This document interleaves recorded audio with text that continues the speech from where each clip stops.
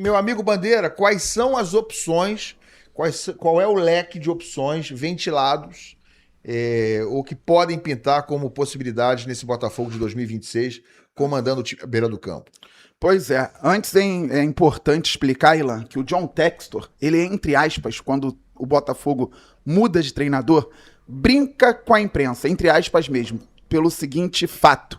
Ele informa um jornalista que está muito quente com tal treinador, aí outro jornalista vai confirmar, ele já não confirma essa mesma informação, aí fala sobre um outro nome, então não é raro você observar na mídia alguns nomes ligados ao Botafogo e depois surgiu uma novidade. Foi assim com o Arthur Jorge, foi assim com o do Benfica, que trabalhou na Inglaterra também, que saiu daqui. Bruno Lage. Bruno Lage. Fugiu a memória. Foi assim com o Bruno Lage e com alguns outros treinadores. Renato Paiva, então, nem se fala. A forma como o Textor contratou o Renato Paiva foi impressionante. Então, alguns nomes vão aparecer porque estão na mesa do John Textor. O scout participa da procura. Outros profissionais do futebol que lidam com o John Textor participam da procura também, mas ele centraliza as decisões. Então hoje nós temos alguns nomes, vocês veem aí nas imagens. O Rafael Guanais, segundo a Joana de Assis, recusou a proposta do Botafogo. O John Textor, ele gosta e faz entrevistas com os treinadores, que ele quer entender melhor como cada treinador pode trabalhar com o elenco que o Botafogo tem, o perfil que ele acredita de futebol. Como bem disse o Joãozinho, o Rafael Guanais fazia muito sentido, até porque o Botafogo vive um momento sensível fora de campo. O Textor está se ajustando com o Grupo Ares, aquele fundo dos Estados Unidos, e está buscando soluções e até encontrando. Só que, por enquanto, o Botafogo não tem a noção do que vai ser o orçamento total para o ano de 2026. Então, no momento, é procurar um treinador que fez um bom trabalho recentemente e que esteja dentro de um orçamento limitado, vamos dizer assim. Então, a busca pelo Rafael Guanais faz sentido. Segundo a Joana, ele recusou. Vamos apurar para ver se tem mais informações a respeito disso. O Botafogo vai tentar fazer uma nova proposta para o treinador do Mirassol. E aí tem outros nomes. O Vasco Matos, treinador do Santa Clara Bom de Portugal. Nome. Pois é, ele fez... Não sei se é bom treinador, mas é um bom nome. É o nome, é por causa do nome mesmo. É um bom nome, não sei se é um bom treinador. Nome bonito, uma coisa é uma coisa, outra coisa é outra coisa. O Vasco Matos não pode... Eu fico muito receoso, porque vai que o Botafogo cai logo quando ele chegar, né? Ah, não. Ele subiu. Aliás, ele subiu com o Santa Clara. Ele subiu com o Santa Clara. Se vier, já chega com data marcada pra cair, né, cara? Não. Esse tem chance de ser campeão já, quando já chega campeão, inclusive. Domingo. O Vasco Matos, ele foi procurado, ele quase assinou com o Botafogo, na verdade, na temporada passada, e aí teve o problema da licença, se vai ser com essa licença, se pode trabalhar, não pode trabalhar. Conclusão, permaneceu no Santa Clara. Ele fez uma ótima campanha lá na temporada passada e agora está na 12ª posição no Campeonato Português. Pelo que eu conversei ontem com algumas pessoas, por enquanto o nome dele não está tão quente, ou não estava tão quente dentro do Botafogo, antes da recusa do Rafael Guanais. Mas o John Textor já viu vários jogos do Santa Clara, do Vasco Matos, o pessoal do Scout também viu. É um treinador, até pelo elenco que tem, jogando contra os 3 grandes de Portugal, trabalha de uma forma mais reativa. Aqui no Botafogo, o John Textor, todo mundo quer um Botafogo mais propositivo. Então não sei se faz muito sentido o Vasco Matos. Ontem não estava tão quente, hoje, depois da recusa do Rafael Guanais, eu não sei se isso vai esquentar. E o Martim Anselmi, ontem nós trouxemos a informação lá no Glorioso Play, meu amigo Wellington Arruda. Martim Anselmi, argentino, que fez um ótimo trabalho no Independiente Del Valle, ganhou 4 títulos lá no Equador, é jovem, tem 40 anos. E aí ele ganhou Supercopa do Equador, ganhou Recopa Sul-Americana em cima do Flamengo, infelizmente, né, Joãozinho? Sim. Ganhou a Sul-Americana em cima do São Paulo e foi para o Cruz Azul do México, onde fez um trabalho ok, um trabalho bom, chamou a atenção do Porto, foi para o Porto, mas foi demitido após a má campanha da equipe portuguesa na Copa do Mundo de Clubes. Quase fechou com o Atlético Mineiro, é um treinador que joga de forma diferente daquilo que o Botafogo vem trabalhando desde a implementação da SAF. 3 zagueiros, linha de 5, os alas realmente muito fortes pelo lado, e o Botafogo está procurando pontas de velocidade, de força, casos do Vidalba, do Mendonça também. Então, teria que ajustar aquilo que o Botafogo está procurando às ideias do Martim Anselmi para ele fechar com o Glorioso. É um momento difícil, até porque o desafio é muito maior. Se ano passado nós debatíamos se o ano poderia começar em abril ou não, agora não tem debate. Botafogo estreia no Brasileiro contra o Cruzeiro e já sabe que vai jogar na altitude na estreia da Libertadores. Dia 18 de fevereiro, uma quarta-feira, às 21h30, o Botafogo vai estar ou em La Paz ou em Potosí para estrear na pré-Libertadores e depois vai enfrentar Argentinos Júnior ou o Barcelona de Guayaquil, provavelmente, na outra fase, se passar da equipe boliviana. Então não tem tempo. Isso tem que ser definido urgentemente, porque daqui a pouco a equipe está se reapresentando depois das férias e precisa ter um norte para evoluir. E o John Textor já está pensando muito, tem que fazer as entrevistas, porque ele gosta muito de entrevistar treinador, é impressionante. Aí ele fica encantado com um e fala para alguém da imprensa: eu estou encantado com esse nome. Aí daqui a pouco surge outro nome, é contratado e ninguém entende nada. Então que ele defina isso logo, Ilan.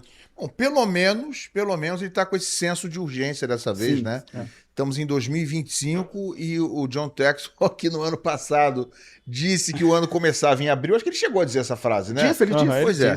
Ele está começando o ano dessa vez 5 meses antes. Errou em 2025, para mim isso ficou claro, e acho que para todo mundo ficou claro. Para os torcedores do Botafogo, de uma forma geral, eu vi muita cobrança nesse sentido. Mas é importante que ele pelo menos esteja, de uma forma ainda que não declarada, esteja reconhecendo o erro. A partir do momento que ele está com esse senso de urgência e o Botafogo está correndo para planejar o seu ano em dezembro do ano anterior, eu acho que é um reconhecimento, é uma mudança de rota, é rever o que ele fez de errado em 2025 para que o Botafogo até pela mudança de calendário, né, Ilan? Hã? Até pela mudança do calendário. Mas não mudou 5 meses, né? Começando em janeiro. Não, sim, mas isso aí é uma mudança que todo mundo vai ter que ter também, né? Pois é, mas só que ele está antecipando 5 meses o que ele fez em 2025 e o calendário mudou tipo um mês para frente, né? O calendário agora vai começar tipo um mês antes do que começava no ano passado. Vai ter Brasileiro em janeiro, coisa que não tinha no ano passado. O Botafogo vai ter Libertadores a partir de fevereiro. Mas o Botafogo já tinha também Supercopa em fevereiro, não é isso? No ano passado. 2 de fevereiro. E ele não estava nem aí. Foram 55 dias. Campeão, às vezes dá uma... Do Arthur Jorge até o Renato Paiva foram 55 dias sem técnico. Foi esse tempo que ele ficou para decidir. Então, ou seja, bem preocupante. E a gente falou disso aqui bastante na época. Falou, pô, vai esperar até quando? Ficou 2 meses sem treinador. E aí, Garoni? Não, eu ia comentar, Garoni, para você até contextualizar a fala, em cima do que o Ilan falou, a informação. Lá dentro eles entendem que erraram. O planejamento por reforços, não os nomes que saíram, que começaram a sair na mídia, mas o planejamento começou em setembro, outubro, visando a temporada que vem. Porque eles entenderam que erraram. Tanto John Textor quanto o pessoal do Scout, todo mundo que trabalha no futebol do Botafogo. Não, eu ia comentar porque, assim, às vezes o título também tem um peso, né? O fato do Botafogo ter sido campeão em 23, né? Em 24, perdão, campeão de Libertadores e Brasileiro, dá aquela sensação de que, beleza, a gente pode começar do jeito que tá, a máquina tá funcionando, às vezes, tá sem uma peça aqui, mas a gente ajeita daqui a pouco. Você dá uma certa tranquilidade que a gente olha pro futebol brasileiro, não te permite ter. O futebol brasileiro o futebol é muito dinâmico, mas o futebol brasileiro é ainda mais dinâmico, né? Você perde ali 2, 3 dias, uma semana, você muda um panorama completamente dentro de um clube de futebol. Eu acho que bom que o Botafogo compreendeu isso. E a mudança no calendário acho que é um plus, né? Que te obriga, não tem jeito. O Brasileirão começa em janeiro. Você não vai começar a planejar a partir de março. Você tem que estar ali pronto já em janeiro. Então é uma necessidade e essa saída do Ancelotti também aumenta essa necessidade de busca no mercado. Eu acho que o Botafogo está certo. Acho que, inclusive, isso vai ser um impacto em todos os clubes. Isso pode mudar muita coisa no cenário do futebol brasileiro, porque durante pelo menos 25 anos a gente trabalhou de uma certa maneira no calendário brasileiro, né? Começando o brasileiro já em março, abril, que agora a gente vai ter que começar em janeiro e muda completamente o planejamento, né? Então algumas equipes podem ter mais dificuldade nessa mudança desse cenário de você não ter... Antes você tinha aqui, né? Você começava o Carioca, início de Copa do Brasil, ou então fases iniciais de Libertadores, ainda fazendo muito teste. E aí você ia montando, você tinha mais uma janela ali para o brasileiro para organizar tudo. Agora não. Se você já deixar alguns pontos para trás nesse início de temporada, é só a gente olhar a tabela de classificação do brasileiro, a diferença que 3, 4, 5 pontos numa classificação fazem. O time que foi rebaixado com 3 pontos a mais, certamente não seria. Com 6 a mais, talvez estivesse lutando por uma pré-Libertadores. Essa é a loucura do futebol brasileiro. Então, são pontos importantes que agora vão começar a valer desde janeiro, né? E sobre os nomes que vocês estavam citando, tem um perfil muito claro que é do treinador mais jovem e estrangeiro, né? Isso aí é um perfil que o Botafogo já tem trabalhado já há algum tempo. A gente brincou aqui do Vasco Matos, que eu falei que era um bom nome. Não conheço como treinador, mas o trabalho no Santa Clara eu sei que foi positivo, então assim, não vou saber dizer taticamente como funciona, como ele pensa o futebol, mas ele levou o Santa Clara à Conference League, né? É um time que era de segunda divisão até 2 temporadas. Caiu, subiu, né? Um time que oscilava entre primeira e segunda divisão nesses últimos anos, lotado de brasileiro, inclusive. O time do Santa Clara é 70% formado por brasileiros. O MT, inclusive, formado na base do Vasco, joga lá. Gabriel Silva, alguns jogadores que já passaram em grandes equipes brasileiras. Então, está acostumado a trabalhar com jogador brasileiro também, né? Nessa questão cultural, pelo menos. Não de língua, mas de forma de agir. A gente sabe que tem uma diferença muito grande. Então, está acostumado a trabalhar com jogador brasileiro. Inclusive, se eu não me engano, acabou de enfrentar o Sporting, o Santa Clara. O jogo foi para prorrogação, perdeu de 3-2 na prorrogação. Vinha fazendo então um trabalho, inclusive contra os grandes, conseguindo competir. Então acho que é uma ideia. E o Martim Anselmi já vem de uma escola do Del Valle que é de mais proposição de jogo. O Del Valle a gente olha, inclusive tem uma escola, uma linha de treinadores no Del Valle que vem rodando por ali já há pelo menos quase uma década talvez, que é tanto de uma formação muito clara desde a base. O futebol equatoriano passa muito pela formação de jogadores do Del Valle. E aí passa por uma estrutura, uma ideia já muito clara desde a base do clube. E esses treinadores jovens que têm passado, como é o caso do Martim, trabalham dentro dessa filosofia de jogo, de trabalhar mais a posse de bola, de jogadores mais técnicos. Então acho que são características bem diferentes. Não que não sejam adaptáveis, né? Tem muito treinador que consegue trabalhar de mais de uma maneira, ele acaba implementando uma delas por ser uma ideologia de jogo de um clube e ele vai trabalhar ali daquela maneira. Hoje em dia, principalmente os treinadores mais jovens, chegam com uma capacidade de estudo muito maior. Hoje você tem uma literatura muito mais rica do que se tinha antigamente. Então são treinadores de uma nova linhagem, principalmente esses europeus, que lá fora assim, a gente tem uma literatura mais abrangente de estudo realmente, de tática e tudo mais no futebol, que a gente começa a ter hoje no futebol brasileiro. Até por isso é um debate que a gente pode ter aqui em outro momento sobre treinadores brasileiros e estrangeiros, né? A gente vai muito nessa escola e a gente vê inclusive novos treinadores brasileiros surgindo, como é o caso do Guanais que a gente citou aqui, que também tem o interesse do Botafogo, apesar dele aparentemente, né, permanecer no Mirassol, mas que também é um jovem treinador, também muito dentro dessa linha de treinadores ali de 40 e poucos anos que estão iniciando a carreira, né, assim, uma carreira relativamente recente, mas que já vem de uma linhagem de treinadores que tem muito da parte teórica e, obviamente, conseguem agora, nesse momento, colocar também em prática. Se a gente for olhar o Vasco Matos fazendo um bom trabalho no Santa Clara, apesar de nessa temporada não estar tão bem assim no Campeonato Português, mas ano passado foi quinto, levou para a Conference League, um time que ele trouxe da segunda divisão para a primeira. Então é mais ou menos o que aconteceu com o Mirassol. Um time que vem da divisão inferior, sobe para a primeira divisão e consegue se classificar, não para a principal competição continental, mas para uma competição continental. E a gente tem o Martim Anselmi, que já fez grandes trabalhos até chegar ao Porto. No Porto, a gente sabe que a pressão e a cobrança é diferente. Mas quando ele fez, como será no Botafogo também, mas fez bom trabalho no Del Valle, que tem uma linha de pensamento muito clara sobre como se joga.